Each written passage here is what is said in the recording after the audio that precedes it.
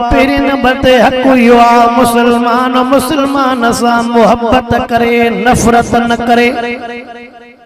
छा करे? मोहब्बत करे नफ़रत। असां में नफ़रतुनि जा बिज भरजी विया।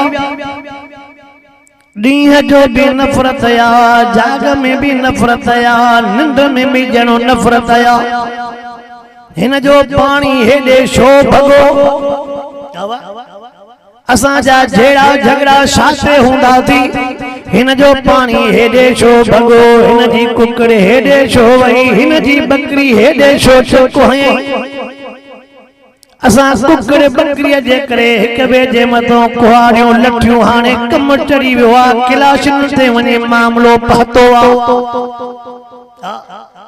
ॻाल्हि वॾी न हूंदी, ॻाल्हि सुकी सनी हूंदी। असां मुसलमाननि के अलाए छा थियो आहे, असांजे घरनि में नफ़रत या, ॿारनि में नफ़रत या, ख़ानदान में नफ़रत थी वई।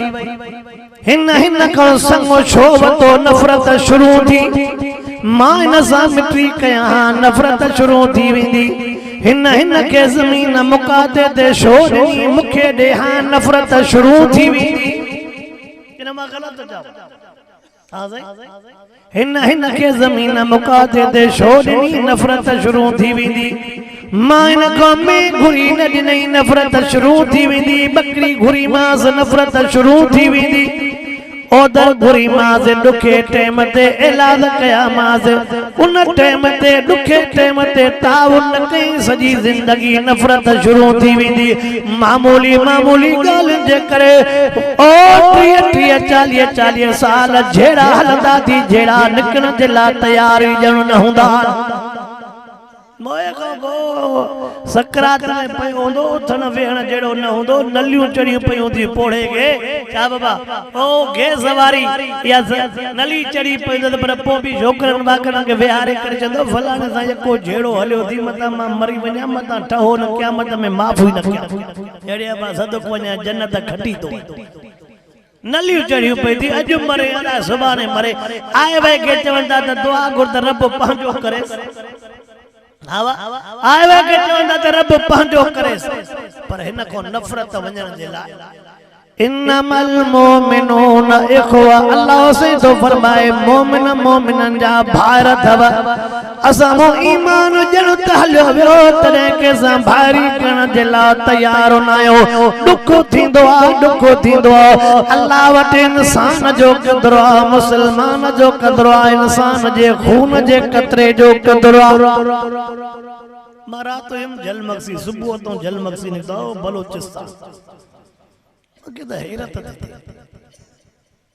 जंहिं गाॾीअ में ॾिसूं पा का बि अहिड़ी मोटरसाइकिल न हुई जंहिंमें हथियार न। हर गाॾीअ में हथियार, क्लाशन, जीतरी, ये गोलियूं, ये कुल्हे ते लॻा पिया आहिनि। अलाए काॾे विया थे मुसलमान, अलाए काॾे वए उहो दौर। हिन दौर जे लिहाज़ सां त महबूब फरमायो त अहिड़ो दौर ईंदो जो कोई कंहिंजो न हूंदो। अब हले तो ओ मुसलमानो मां दुख खां हेठ मुड़ो चवंदो आ अॼो को दौर अहिड़ो थियो जंहिंजे लाइ महबूब सईं फरमायो अल्लाह खिलाओ फिल्लानिया वल आदाओ फिसर। महबूब मुस्तफा करीम फरमायो मुंहिंजे उम्मत जे मथां हिकिड़ो दौर ईंदो, ॿाहिरों त वॾा भाकुर पाईंदा पर अंदरों हिक ॿिए जे खिलाफ़ बंबड़ भरिया पिया हूंदा। आहे कि न? ॿाहिरों एॾा वॾा भाकुर पाईंदा त हिन को सवारात मानी न वणंदसि। ऐं जेकर हिन को जुदा थींदो त पोइ ॾिसे त 120 स्पीड ॼण सीपेक वारे स्पीड सां गारियूं कंदो बीठो ॾिसे हेड़ो आहे हिन जो ख़ानदान हेड़ो हे हेड़ा अड़े गुणे भाकुर बि पातईसी। अल्लाह सही जला सां हाल ते रहम फरमाए आमीन त चओ। जेकॾहिं वाक़ियात ॾे वञा वाक़ियात तमामु ड्रिगाव थींदा वेंदा। अर्ज़ करण आयो अल्लाह जो वास्तो अथव पाण में नफ़रत ख़त्म कयो, पाण में मुहबत पैदा कयो।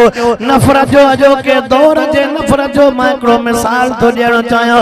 उहो आलम सगोरो अवां उन जा बयान ॿुधंदा रहंदा हो। आलम सगोरे जो मां नालो नथो खणा, मूंखे ॿुधाए त अब्बासी साहब साहब मां पंजे अखरन सा हे नज़ारो ॾिठो आ मां चो तव्हां केड़ो नज़ारो ॾिठो आ जैसे हिकिड़ो शख्स कजाए ते नमाज पढ़ी हिकिड़ो शख्स मूंसां गॾु बीठो आ जंहिं टाइम ते अल्लाहु अकबर भी थियो अल्लाह अकबर थियण खां बाद में नमाज भञी करे ॿिए पासे ॾांहुं बीठो मां त पंहिंजे ज़हन में सोचो त मुंहिंजो वुज़ू भॼी पियो आ पर ॾिठमि त रकात बि असां सां गॾु पढ़ी सलाम भी असां सां गॾु वराए पुछा कई मांस यार हेॾो त नमाज़ भञी करे होॾो छो बीठे अजीब जुमिलो चए जेको मूंसां गॾु बीठो उन सां मुंहिंजो ॻाल्हाओ न आहे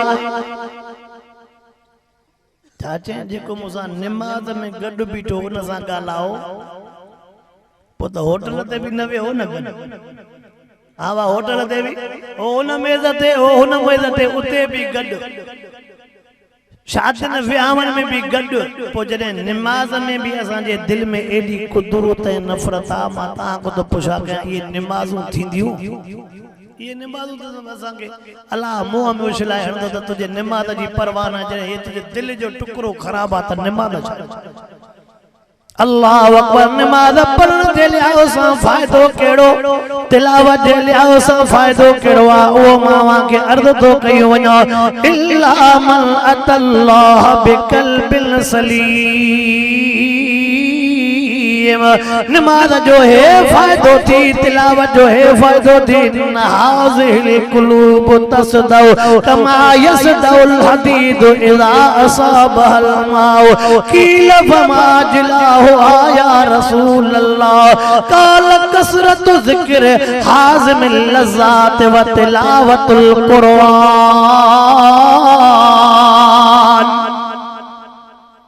ॾाढो सवलो ॾस साईं ॿुधाए